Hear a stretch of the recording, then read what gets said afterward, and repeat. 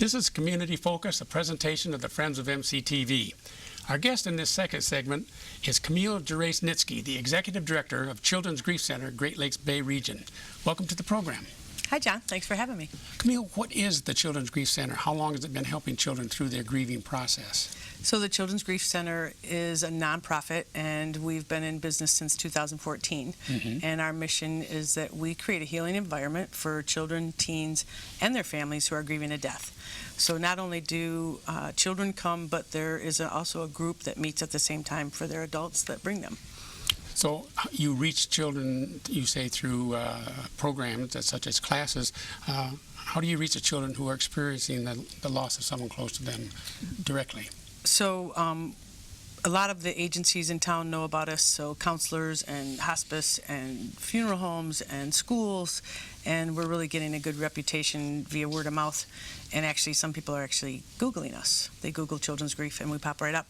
But what happens is the kids come to group, they register, and they come to group and they go off into, there's 3 different age groups, 5 to 8, 9 to 12, 13 to 18, and then they do age-appropriate activities in those groups. They have a circle time, they talk about a theme of the month, and then they go and they play for like 45 minutes and they connect with each other. So the main thing is that they learn they're not alone in their grief and that they have support. And so the kids will come up with ideas to help each other, and that's what it's really about. It's peer support. So we don't do counseling or therapy. It's all about them helping each other.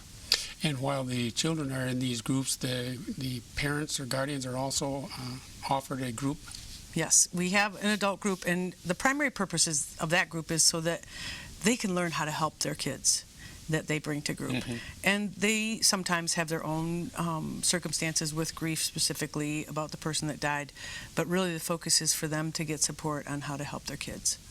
And you have locations in the Great Lakes Bay region. Where are those locations? So we've been in Midland for 5 years now, and we have our groups out at Messiah Lutheran Church, although we are all faith-based. We don't talk about any kind of religion or anything at group. It's purely denominational. And then we have had groups in Saginaw for 3 years at the Mid-Michigan Children's Museum, and we just started last year in Bay City in January, and we have groups at the Bay County Community Center there, and they're all exactly the same, and we have like anywhere from 10 to 20 volunteers at each site. And the kids that come love coming. If they could, they'd have group every week, but we meet every other week at each location, and so it gives the kids kind of time to process what they learned in group and then come back and learn more. Now you have a new project which involves good grief bags. Tell us about that. So we got a wonderful grant from the Midland Big Give, and we've been working on it for about 3 years, but Midland County schools will all receive what we call a good grief bag, and it has resources, books in that bag specifically for that age group of school.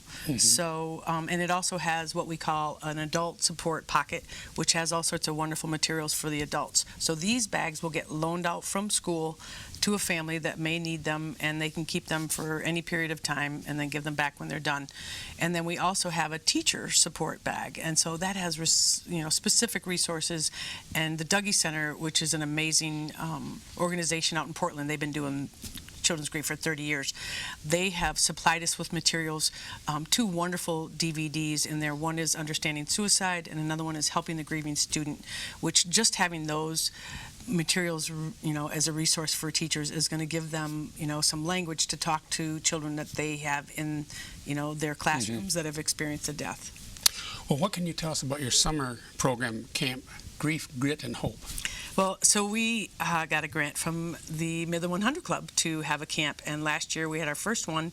We do still have some funding left, so we're going to have it again in June. And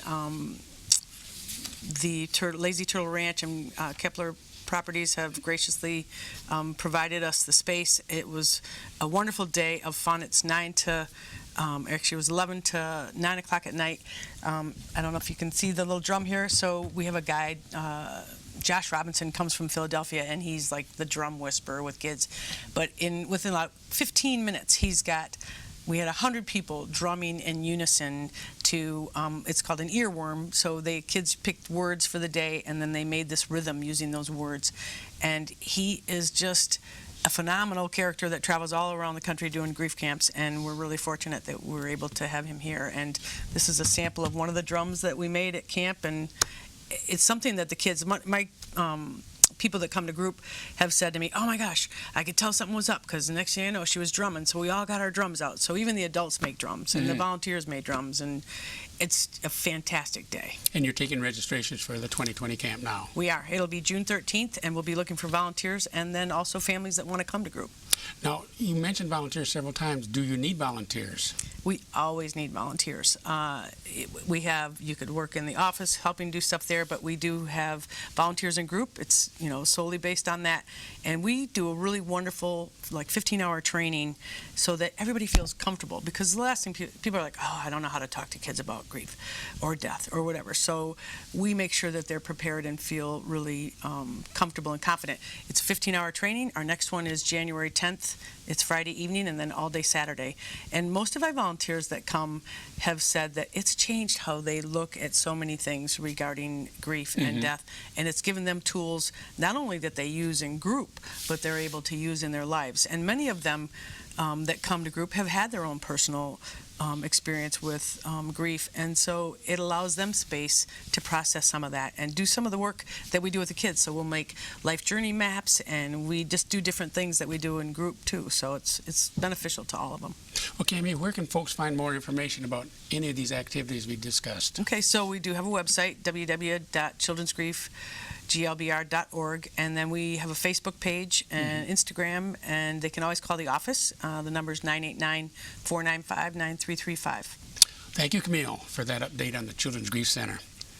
In our next segment, we will learn about the Midland County Emergency Food Pantry Network.